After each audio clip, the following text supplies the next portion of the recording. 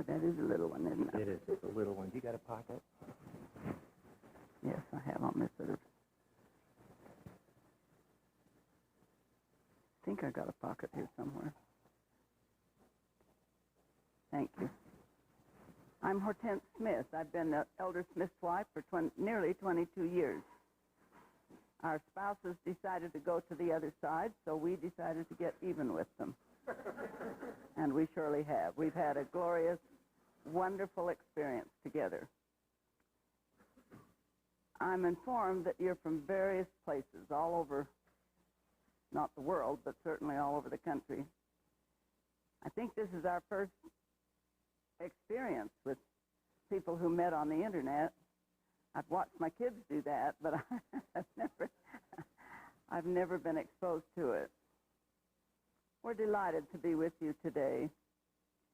Hopefully you'll be happy when we finish. We've come by invitation to talk with you about some of the very early beginnings of the restoration of the gospel. You can't talk about the early history of the church without talking about the Smith family. Is this on? Doesn't sound like it to me. I feel like I'm shouting.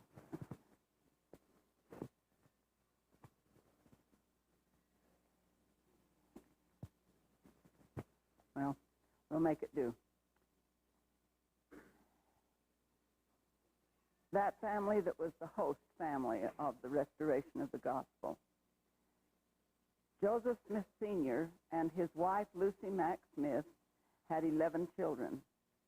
8 of them grew to maturity, or 9 of them grew to maturity, and 8 of them lived to have posterity. They were all born in Vermont, with the exception of one who was born in New Hampshire. And they learned very early at their mother and father's knee to love one another, to care for one another, and to be concerned and unified, and to learn to work very, very hard. And those qualities stood them in good stead the rest of their lives. They moved from Vermont into western New York, and it was in western New York where their third-born son, Joseph Jr., went into that grove of trees and had that remarkable, unbelievable experience where he saw God the Father and his Son, Jesus Christ, and they spoke to him, and he spoke to them. And from the time he came out of that grove of trees with that story and told it to his mother and father, his brothers and sisters, eventually they all believed. Every one of them believed, and they believed to the extent that they stayed with him all the days of his life. Not only they, but their spouses and their children that came after. I can find nothing in the history of the church that indicates that when the church moved from one place to another, that one member of that Smith family stayed behind. They were there, they worked for him, they loved him. Most importantly of all, they revered him as a prophet brother. All of them did this. And that's a little unusual. I want you to think of Nephi in the Book of Mormon, those of you who are familiar with it. Do you remember what his brothers did to him when he was declared a prophet? They tried to take his life, and it took a heavenly force to stop them. And then if you will think about Joseph in the Old Testament, what did his brothers do to him? They threw him in a pit, declared him dead to their father, and sold him off to a foreign country. Not so with this Joseph. He had a family that were with him all the way, did everything they could for him. We have great evidences of this loyalty and the devotion. Joseph's relationship with his mother Lucy is one. He often counseled with her. He would get an assignment from the heavenly messenger, and he would go to her to see how she would suggest he go about fulfilling that responsibility. We have some evidence that he showed her things that he did not show to anyone else. And I suppose the relationship that we are the most familiar with, that we know the most about, is his relation with his older brother Hyrum. Hyrum was not quite 6 years older than Joseph, But he, too, revered Joseph as his prophet brother. And it was always Hyrum that Joseph turned to when he needed someone he could really, really trust. Whenever Joseph would have to be absent from the church for a while or from his home, he would leave Hyrum in charge, telling them that he was to keep the church together, to give it leadership and help it on to its destiny. And that was true from New York into Kirtland, from Kirtland down into those bitter days of Missouri, where Joseph and Hyrum and others would be incarcerated in those jails for 5.5 months, during which time over 10,000 of the saints would be literally driven from their homes, some of them in the middle of the night, across the frozen wasteland in that bitter winter of 1838 and 39, across the state of Missouri and the frozen river into Quincy, Illinois, where they found refuge. It was spring before the brethren could meet them, could join them. And when they did, then they went up the east bank of the Mississippi River, and they founded what we now know as beautiful Nauvoo. Here they thought they could put down some roots. They had stood the test of Missouri, those that had survived. So they built some beautiful homes, sturdy brick homes, and started a temple. But it was not to be. For here in June of 1844 now comes another warrant for his arrest, and he's to appear at Carthage, Illinois, some 23 miles distant. As always, in times of crisis, he turned to Hyrum. Put their heads together, decided they needed some time to figure out how they were going to meet this challenge. So they sequestered themselves, absented themselves from the body of the church, went into seclusion, and began to think about what they were going to do. But they began to get word that if they did not return, the saints would be retaliated against. And indeed, some of their homes were burned. And then they got some private and personal letters pleading with them to come back. They could not go on without them. In desperation again, Joseph turned to Hyrum and he said, "Hyrum, what shall we do?" Hyrum said, "I think we should go back and put our lives in the hands of the Lord." And Joseph said to him, "If we do, we are dead men. If I go, Hyrum, I want you to stay behind, for if anything happens to me, you must avenge my blood." I believe he did not intend to have Hyrum go out and kill all the enemies of the church to avenge him. What he wanted him to do was to do as he'd done before, to give the church leadership, to keep it together, to move it on to its destiny. But for the first time in his life, Hyrum disobeyed his prophet brother, and he said, "Joseph, I will not leave you." And so the decision was made they would go to Carthage together. So they went back to their homes and made their preparations to leave for Carthage. And we have a little vignette about those preparations that hasn't been published. It's in the handwriting of John Smith. Now, John Smith was the firstborn son of Hyrum with his first wife, Jerusha Barden Smith. And many of you, most of you, have never heard of Jerusha Barden Smith. She was the first wife of Hyrum Smith. She died in Kirtland at the birth of her sixth child, and she passed into almost anonymity there. Subsequently, he married Mary Fielding, and you all have heard the name Mary Fielding and read and heard about the exodus of the family across the plains.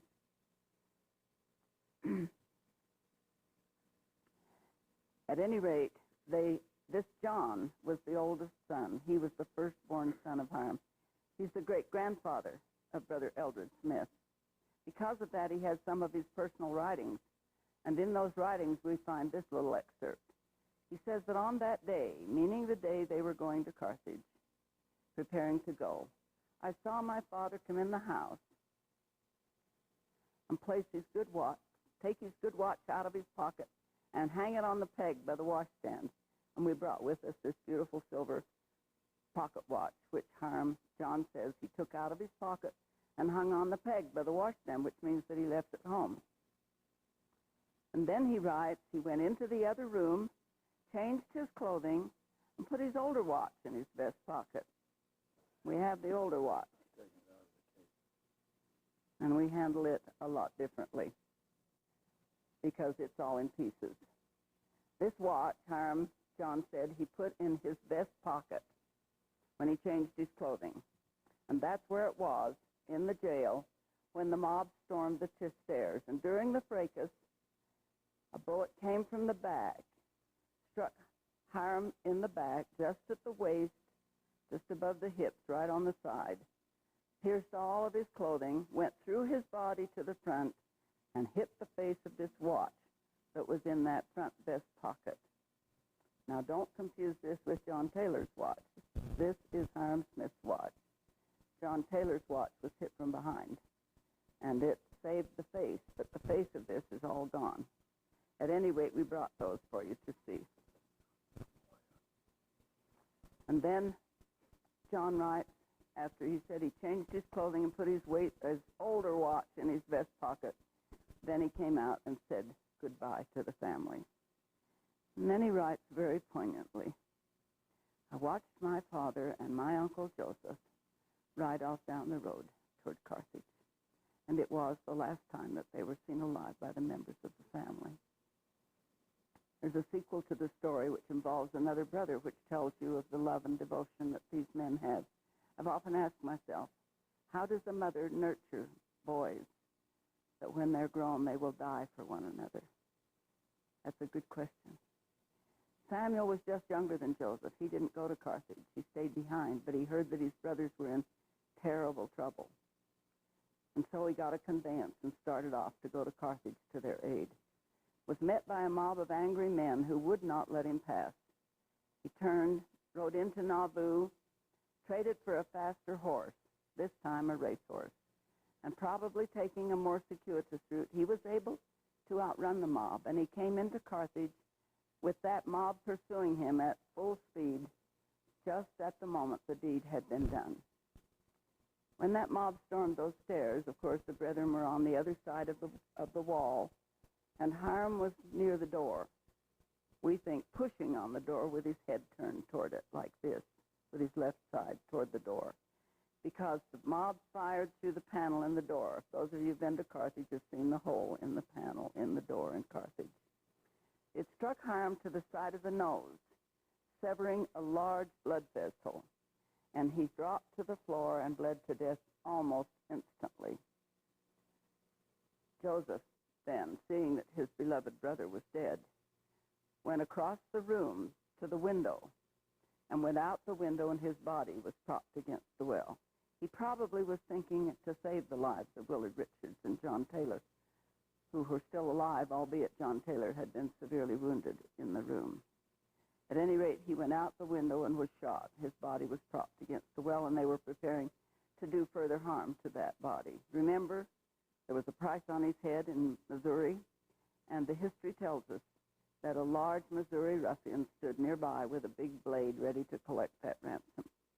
Just as that was about to be done, a big light, probably lightning, hit so close and with such force that everything stopped. It just stopped still.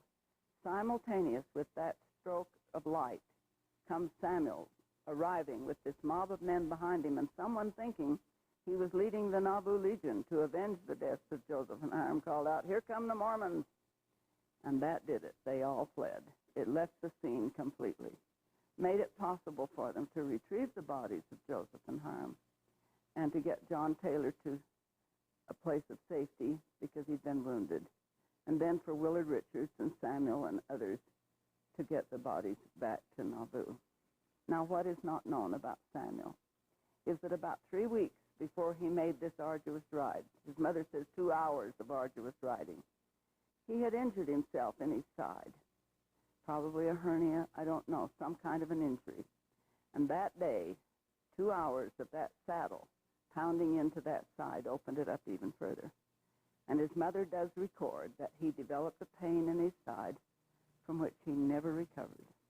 33 days later, Samuel, too, gave his life incident to the events at Carthage, Illinois.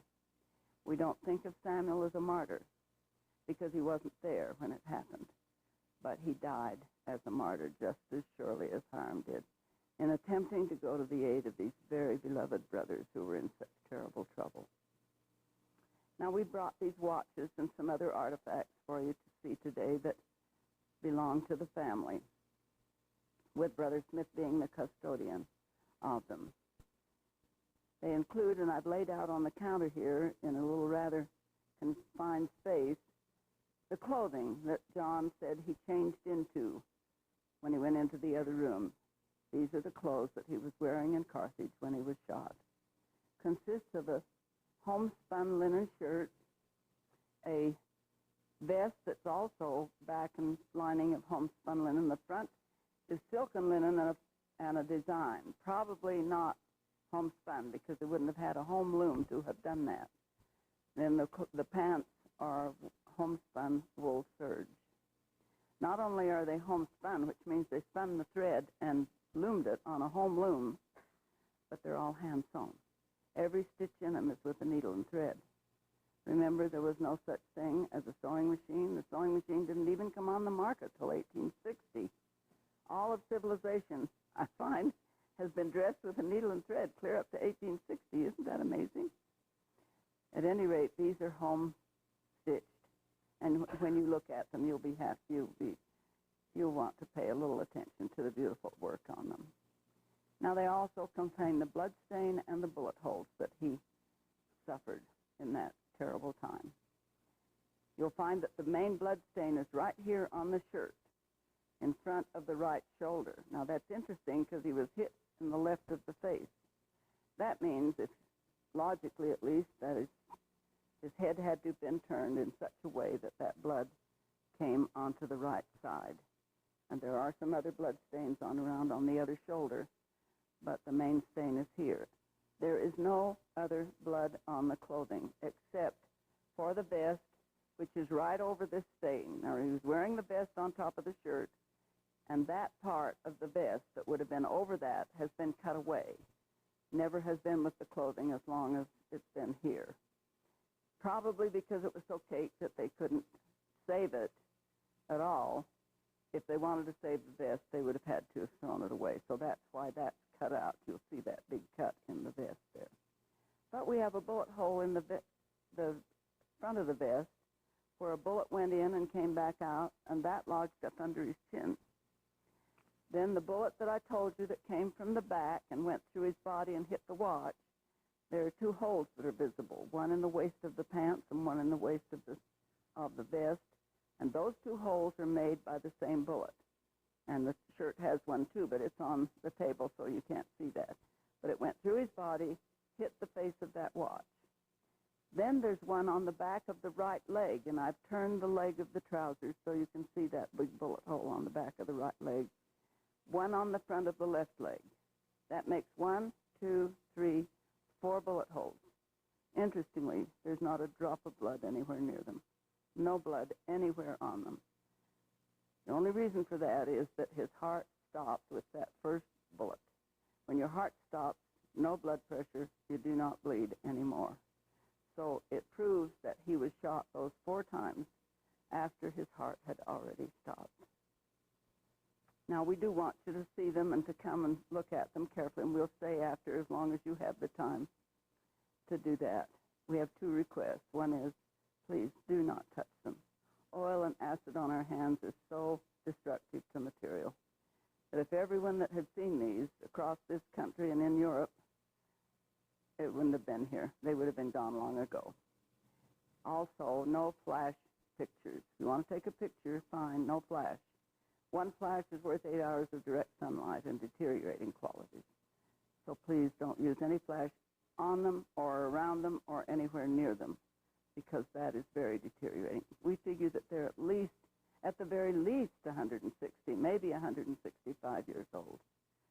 And we'd like to keep them as long as we can. So please don't abide by those requests. Now the question always comes, well, why aren't these in the museum? How come we get to see them here today? Always we get that question. Well, we could go into that in great detail, but the main reason is that they are family items. They were tucked in the wagons and came across the plains with the family in 1848. Mary Fielding, who was the head of the family, only lived for 4 years after she came to the valley. When she died, they went to the custodianship of this John, who was the oldest son and the oldest member of the family. And he gathered them together, decreed that they would stay in a family collection, belong to the Hyrum Smith family, and that the custodian of them would be the oldest son of the oldest son down through the generations. And that's what Brother Eldred is. He's the oldest son of the oldest son of the oldest son of the oldest son of the oldest son of Hyrum Smith. And that makes him kind of old.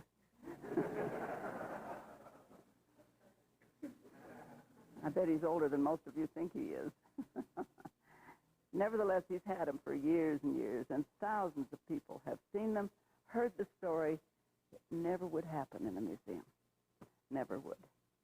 And so that's why you're privileged to see them today, is through his generosity. Now, he's going to take you back to New York in your minds and talk with you about some of the special experiences that the prophet had as he obtained the record and translated it and organized and founded the church. I think you should know this about him because you all have questions. He was ordained and set apart as the patriarch to the church and a prophet, seer, and revelator in April of 1947. That's 53 years ago. During those 53 years, he's traveled the world as well as given blessings from his office, from Australia to above the Arctic Circle and points in between, to the amount of over 18,000 recorded patriarchal blessings. If you filled the tabernacle 3 times, you'd have the number of people that he's given patriarchal blessings to. He still has an office. He's still giving patriarchal blessings to those who come to him. Now he's going to speak about the Book of Mormon, and I want to leave my testimony with his today about it. I love it, and I know that many of you love it.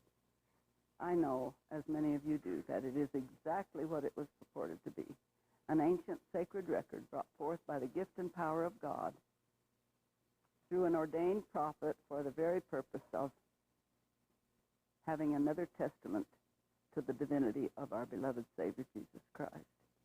And when I read it and study it, take it to bed with me, I keep remembering that that book is so important, that God the Father himself and his Son, Jesus Christ, came personally to this earth to prepare the way for its coming forth. Nothing can be more important than that. And I bear this testimony in the name of Jesus Christ. Amen.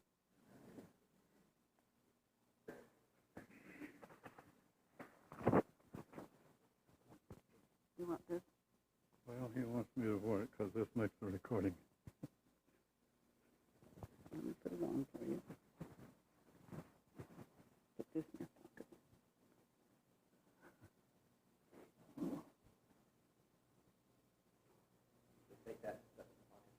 Now, this is not a microphone to help you here. This is for that machine.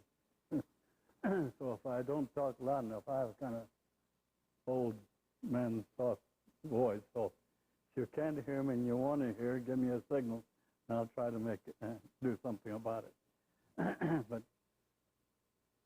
as Sister Smith says now, we're going to go back mentally to the beginning of the restoration of the gospel in this dispensation.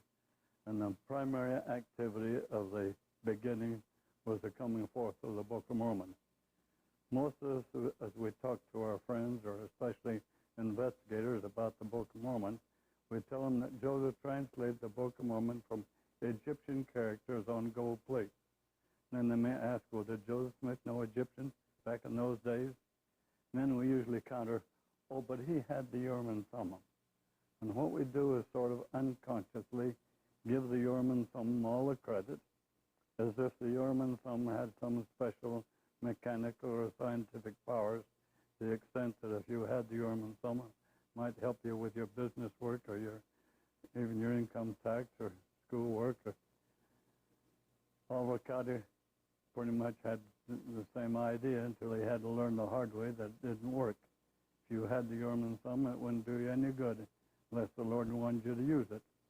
And most of us think that all Joseph needs to do is look into the Urim and Thummim, or through it, the mechanics of which he's never given us, and all the work was done for him, and everything was easy sledding. Well, as we go back and check some of the history, find some of the experience he went through, as we all know, Joseph went to this hill, which we call Cumorah. His first visit there, he went right directly to just one stone. He did not go hunting around here and there. He just went right directly to that one stone. And only the center of the stone was protruding through the ground. So he scraped the dirt away from the edges and pried up this stone, which turned out to be the stone lid of his stone box. There in the stone box lay the gold plates. Just he went and reached in to take them out, this heavenly messenger appeared again, who called himself Moroni, and gave him verbatim all over again what he had given him 3 times over during the previous night, and then again that morning, now this time the 5th time within hours, the exact same message verbatim. And then he told Joseph he was to prepare himself with a chest, with a lock and key, and return to that place a year from that date for further instructions. So without even taking the plates out of the stone box, Joseph pulled the lid back onto the box and returned home. And that evening, and for several evenings afterward, after dinner, the family were all gathered together while Joseph told his family a very interesting story. His mother records those occasions this way. During our evening conversations, Joseph would occasionally give us some of the most amusing recitals that could be imagined. He would describe the ancient inhabitants of this continent, their dress, their mode of traveling, and the animals on which they rode, their cities, their buildings, with every particular, their mode of warfare, and also their religious worship. This he would do with as much ease, seemingly, as if he had spent his whole life among them. Now, we who read the Book of Mormon recognize that's the story of the Book of Mormon. And you might ask yourself, where did Joseph get all of that detailed information when he hadn't even taken the plates out of the stone box, let alone translate them, read them, or study them? And all of his writings, he tells us that Joseph told him that when this heavenly messenger, Moroni, appeared to him during the night and again the next morning, gave him the history, the aborigines of this, the American continent, then told him that this history was recorded on plate 6 in the hill nearby, then showed him in vision form the location of the plate on the hill. That's why he knew exactly where that stone was. And being very familiar with the area, he was able to go right directly to that stone without hunting around. And then, in my opinion, in order for him to receive all of that information, the entire Book of Mormon history, over 5 times within hours, the entire experience would have had to have been vision form, which I maintain to be the most indelible impression you can put on the human mind. So again, a year later, Joseph came to this hill Cumorah, fully expecting to take the record home with him. He took the record out of the stone box. Then in his record, he said, an unhappy thought passed through his mind. There might be some other valuable treasure in the box. He should not leave there for some other passerby to come and pick up. So he set the plates on the ground aside, and while he reached into the box to see if anything else was there, pulled the lid back down onto the box, turned to pick up the plates, and they were gone. He looked all around and back into the box, and they were not there. And in desperation and in fear, he prayed. I believe he really prayed. And this heavenly messenger, Moroni, appeared again, gave him considerable instructions and counsel, then chastised him for leaving the place unattended, while he turned his attention to something else of a monetary value. You see, he had to learn from hard experience that nothing was to take precedence over those plates, and especially nothing of a monetary value, and he was to never leave them unattended. So Joseph asked about the plates, and Moroni said, they're right there in the box. He looked back into the stone box, and sure enough, there they were back in the stone box again. Still thinking he was to take them home with him, he reached in to take them out, and he was thrown backwards, as though someone had taken hold of both shoulders and thrown him backwards.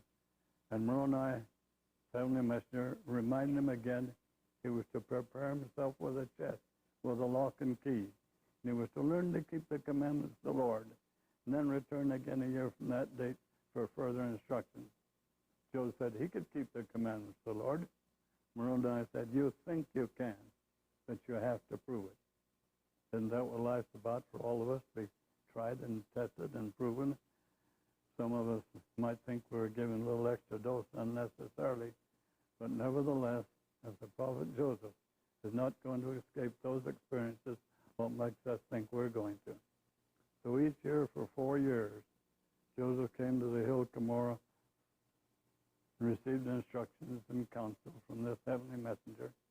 The 4th year, he'd been told in advance, if he were faithful this time, he'd be given the record to take home with him. This time he did a few things that you wouldn't put in a record of a concocted story, and things that some of the people are not aware of, apparently. This time, Emma went with him to the hill Cumorah.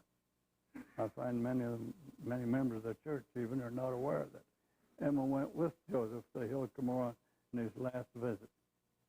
She was dressed in her riding attire, and as they were leaving and said goodbye to his mother, he asked his mother if she knew anything about a chest he could use. She knew immediately what he wanted it for, but he said, never mind, I can get along for now, because he didn't have any answer. 4 years he'd been told to prepare himself with a chest with a lock and key, and he was still procrastinating. You wouldn't put that in a record for a concocted story, would you?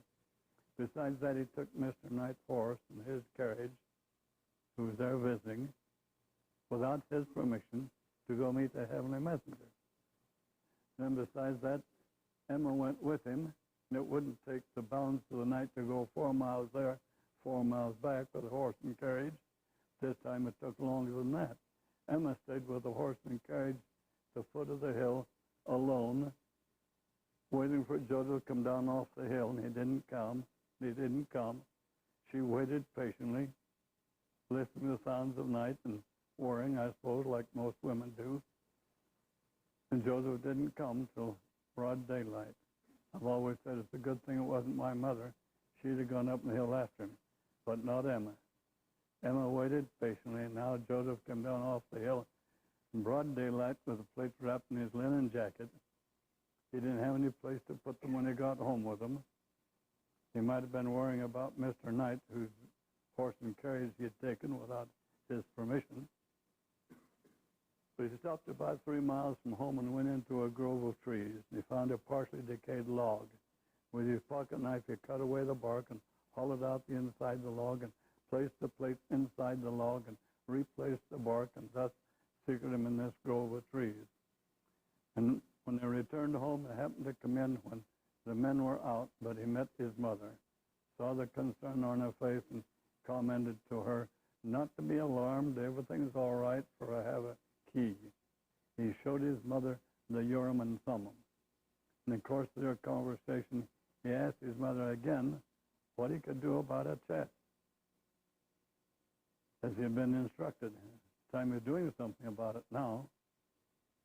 And the only solution she could come up with is to have a cabinet maker make the chest, that they would pay for it as they previously done for some furniture, half the cost in cash and half in produce. Well, that was fine. They had the produce, but no cash. Joseph's record says there wasn't a shilling in the household. Nevertheless, the Lord opened the way for Joseph to earn the money by doing some work for a lady in nearby town, as she had requested. But this was going to take some time. Take time to earn the money, going to take time to make the chest. Joseph couldn't wait. He had his younger brother sent over to Don Carlos, the younger brother, sent over to Hyrum's home to tell Hyrum to please come over, wanted to talk to him, which he did. He made arrangements with Hyrum to borrow a chest that he had they could use temporarily till the cabinet maker made the other chest. So Hyrum went home to get the chest, and Joe went to Grove of Trees to get the record. Then Joseph found the record safe and sound as he had left it. And then as he started out through the grove of trees, he had another experience which must have reminded him of the last instructions that Moroni gave him. Moroni said, you have got the record into your own hands, and you are but a man. Therefore, you will have to be watchful and faithful to your trust, or you will be overpowered by wicked men, for they will lay every plan and scheme that is possible to get it away from you. And if you do not take heed continually, they will succeed. While it was in my hands, I could keep it, and no man had power to take it away. But now I give it up to you. Beware and look well to your ways, and you shall have power to retain it till the time for it to be translated. Well, Joseph started out through the grove of trees with the plates wrapped under his arm. A very short distance, a man jumped out from behind a windfall and hit him with a gun. Joseph turned and knocked him down. Started down again. A second man surprised him. Joseph knocked him down. A short distance further, a third man surprised him, received the same treatment. Then Joseph ran the balance of the distance of approximately 3 miles to the fence of the property, where he ducked down out of sight to catch his breath before going into the house. I don't think he'd walk after that experience anyway. But when he stopped to catch his breath, he discovered that in hitting the last man, he dislocated his thumb. It was paining him quite badly, so he went on into the house and told his father and Mr. Knight, who was still there, what had happened. They went out looking for those men, but with no success. But when you dislocate your thumb, there's no imaginary conflict. He had overpowered 3 men, one after another, with his bare hands, carried the plates at the same time, and outran them a distance of approximately 3 miles. Even though he was physically a powerful man in those days, all the Smith boys were over 6 feet. And I've been told the average back in those days was about 5'7". Nevertheless, I think Joseph would agree with me that he was given just a little bit more than his normal physical abilities in order to arrive home safely with a record, demonstrating to him in essence what Moroni had told him: you do your part first, whether it's physical, mental, talent, finance, whatever it is. You do your part first, and the Lord will see to it that you accomplish what the Lord wants you to do. And that's true today, too. If you had a job in the church that you thought was a little beyond you, you know what I'm talking about. So now Joseph arrived home with the record, but Hyrum had not returned with the chest. So again, the youngest brother, Don Carlos, who was about in his 7th year at this time, was sent back over to Hyrum's home to tell Hyrum to please hurry with that chest. Don Carlos arrived at Hyrum's home and found Hyrum sitting at the table with some family and friends who'd come to visit, because Hyrum's wife was in bed with a newly born baby, 3 or 4 days old, there first. Don Carlos walked in, just touched Hyrum on the shoulder. Before either had a chance to say a word, Hyrum jumped up from the table, ran the other room, grabbed the chest, dumped all the contents out on the floor, the chest on his shoulder, and the 2 of them went out of the house on a run without a word. And the ladies commented, "What's happened to Hyrum? They're gone crazy or what?" And his wife laughed and said, "Oh, no, that's just the way I act. Remember, somebody's forgotten." But this chest that we brought here tonight is the chest that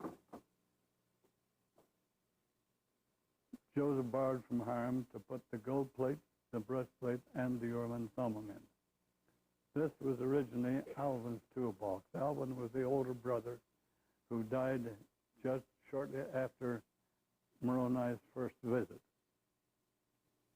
Alvin was in the process of building the large frame home, a better home for his parents at that time.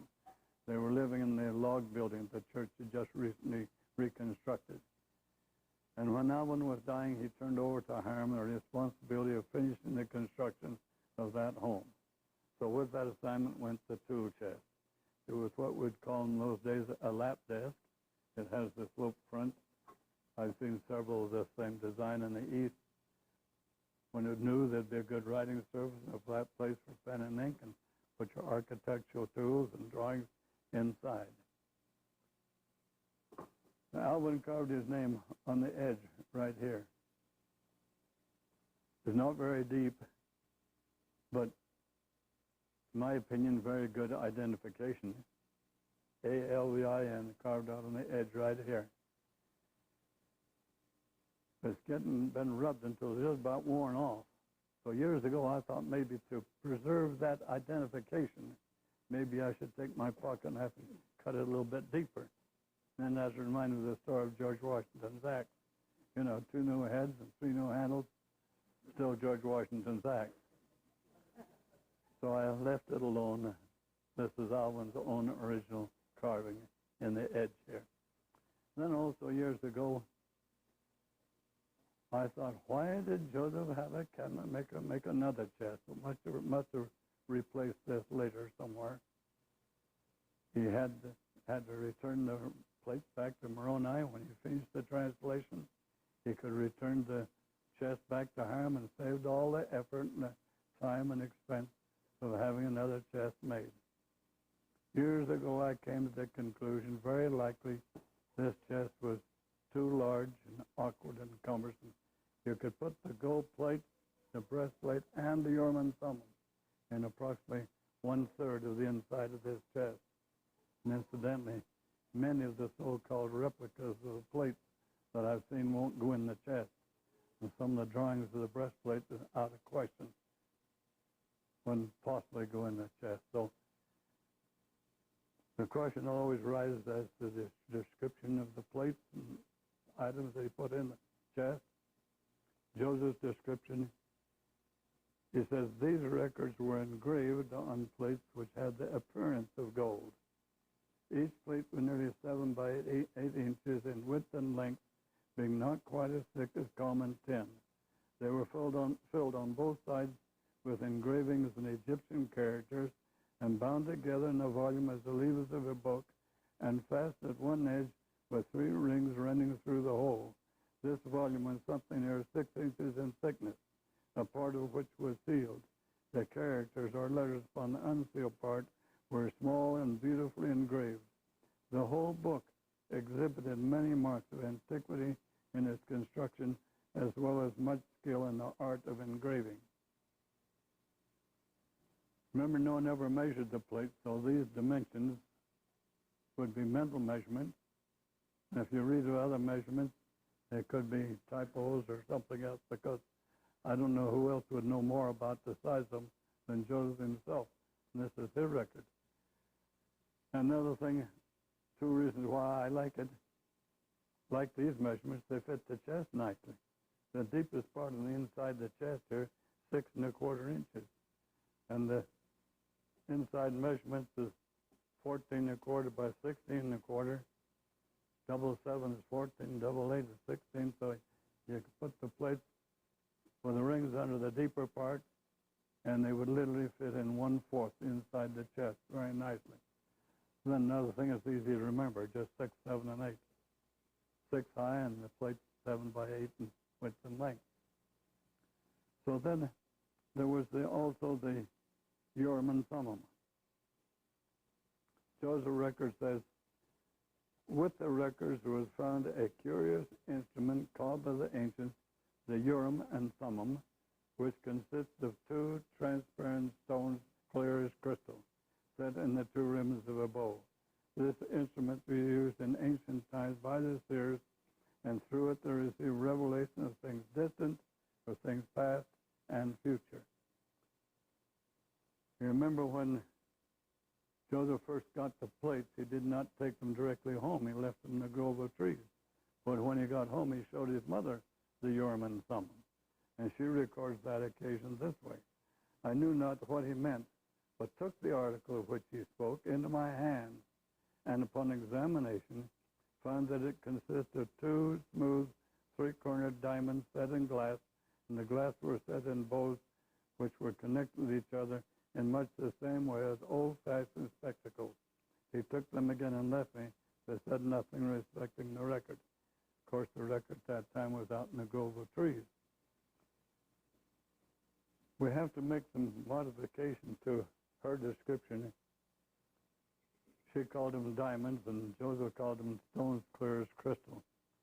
So in other words, there were stones clear as a diamond or clear as crystal. And then she'd add much like old-fashioned spectacles. These she wouldn't have not have called old-fashioned in her day. These were Hyrum Smith sunglasses. They're quite unique. They're made to fit any size and have a chip blue glass that opens up in the sides. It's literally blinders, protection to the eyes for flashlight in the sides, and then being sunglasses. I have a green prescription ground lens in the front, and like I say, they're made to fit any size. Remember, this is not the Urim and Thummim. These are just plain sunglasses. But to make them look like the Urim and Thummim, we have to make some modifications. We get rid of the side blinders, protectors, and the temple. And then instead of a nose piece, a bow, like a bow and arrow, just a curved bar to hold the two together. Then we put a three-cornered stone, clear as crystal or clear as a diamond, one on each lens. In my mind, in order to get a stone with three sides, it had to come up in the center to a point. In other words, a three-sided pyramid-shaped stone, one on each lens. Then we'd have to make another more drastic modification. These would be too small. They have to be a bit larger than this in order to fit the case. You ever heard of the case for the Urim and Thummim? For some reason or other, the records never refer to it as a case. It's always called a breastplate. Don't confuse this breastplate with a warrior's breastplate. There isn't a thing alike about them. This breastplate was nothing more or less than a pocket in which the Urim and Thummim was carried. So if you go back to the book of Exodus, for instance, you get the descriptions, one that Aaron had, so that it was made a span wide and 2 spans long and doubled to create a pocket, a span square.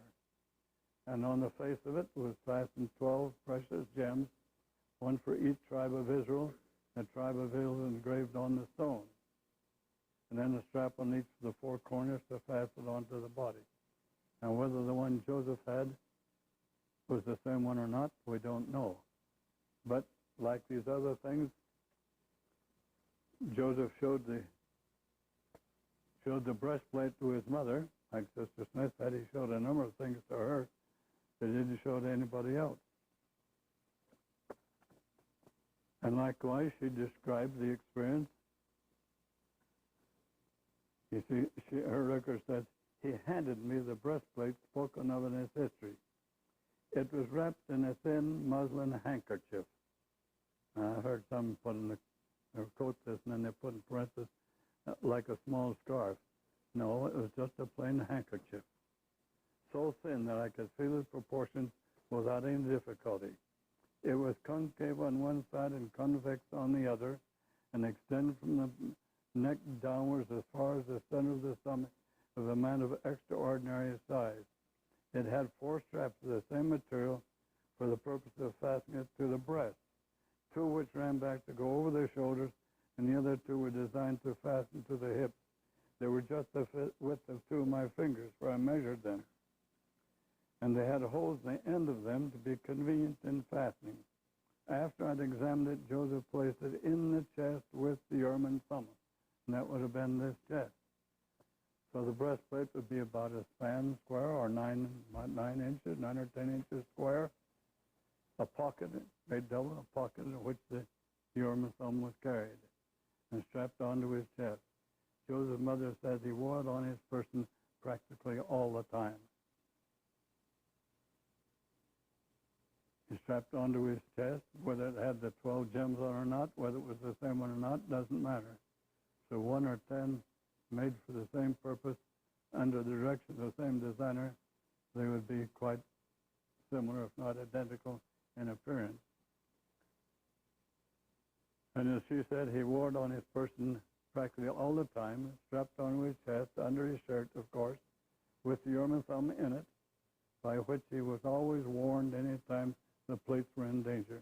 That's why, as you read the history, he'd come running home on various occasions, change the location of the plates just in time to be ahead of men who come and ransacked the house to try to find them.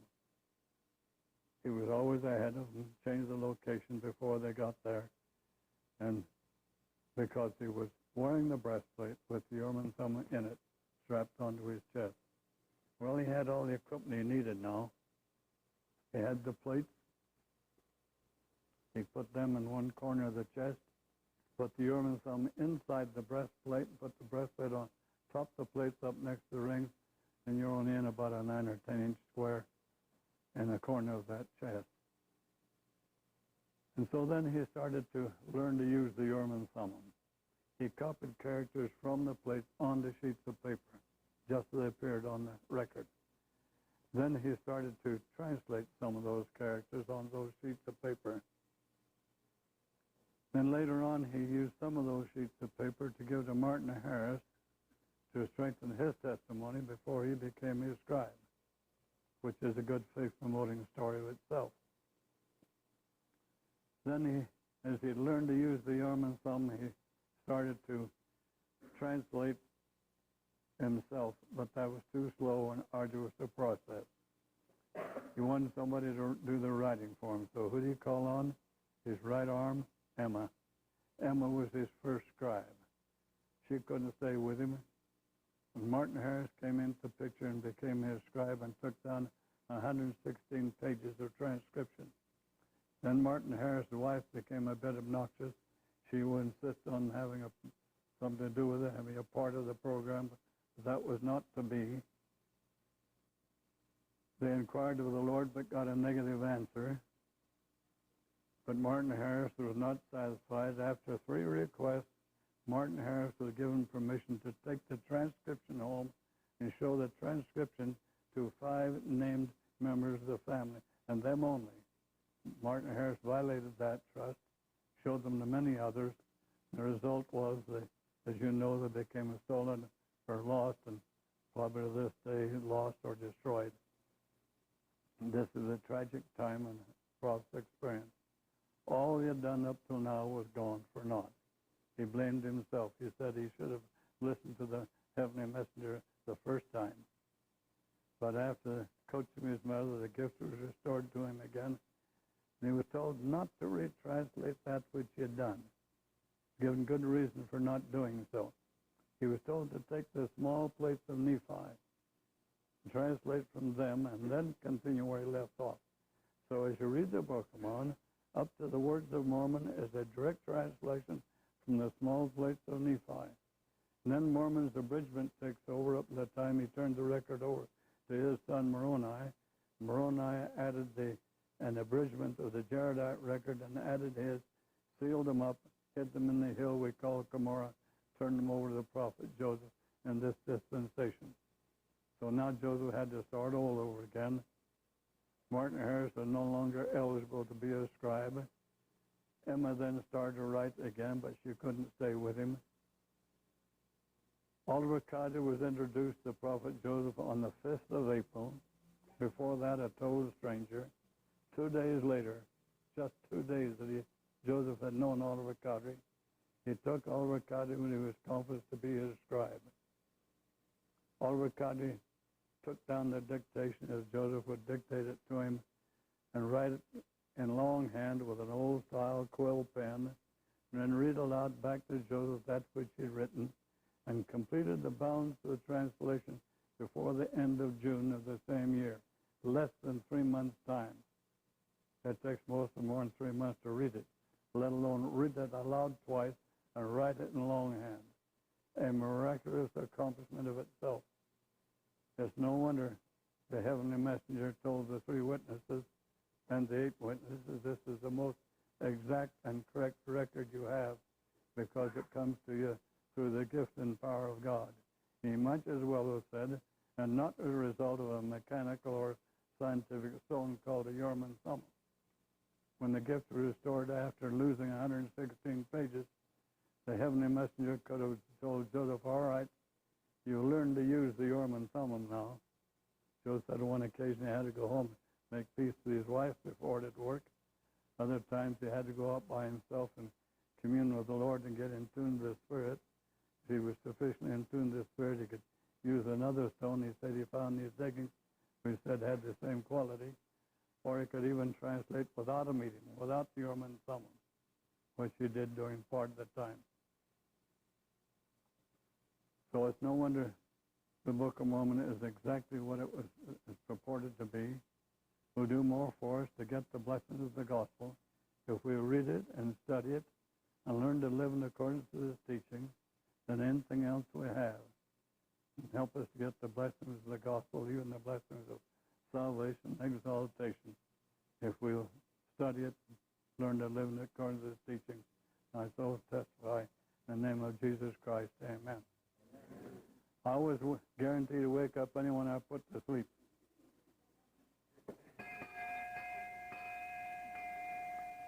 This was Lucy Mack Smith's dinner bell. You all know who Lucy Mack Smith was now, don't you? The mother of those big, strapping, 6-foot-plus boys, claiming she raised her family boys all over 6 feet. And also, I got 2 records with this. One that it was a dinner bell, another record said it was Joseph Smith Senior school bell. So in those days, they had one bell and 2 uses. They used the same bell for both uses. So it gives us another story. In Joseph's early record, he said he was an unschooled boy. But as time went on, I wonder how unschooled he became, because Oliver Cotty was a school teacher. Joseph Smith Sr. was a school teacher, was in his schoolroom in Kirtland, Ohio, where the first high priest was ordained. Hyrum was a school teacher, and on the school board. Emma was a school teacher. How could Joseph escape the best schooling available back in those days? So it has its history and story, too. And, of course, the mechanics of workmanship on just an ordinary bell is amazing to me, my mechanical mind. But nevertheless, of course, when traveling, I keep that snubbed. But on New Year's Eve, I take that off. My children and grandchildren and neighbors all know that bell. So my sister Smith said, we'll give you a chance to take a closer look at these items if you wish. And I think we better officially close the meeting before we get into a lot of this lengthy discussion. We'll stay as long as we need to. Tell us the story of Joseph and the wrestling match underneath his house in the cellar where he picked up the barrel of water and took a drink. Well, I've heard several stories about his wrestling match, yeah. You mean where? Well, you told this story. No, I told that story, and I've told a lot of them. Sometimes I get in trouble telling stories. Well, I know that the story that you're referring to is that, of course, Joseph was quite a wrestler. His father was quite a wrestler. His father says there's only one man that ever threw him in a wrestling match. He would never say who it was. I always wondered if it wasn't his son Joseph, but no, never know. But he said they did the wrestling in a basement room, apparently. They came in for this wrestling match that somebody challenged him to, and Joseph went over to a barrel there and picked it up and took a drink out of the bunghole on the side. And the man he was to wrestle looked at him and saw him do that, turned around and went up out of the basement, wouldn't wrestle him. That's the story you're referring to. Well, I've heard that. You hear a lot of stories. I hope most of them are true. So we'll stand, leave it to him. We turn time over to you.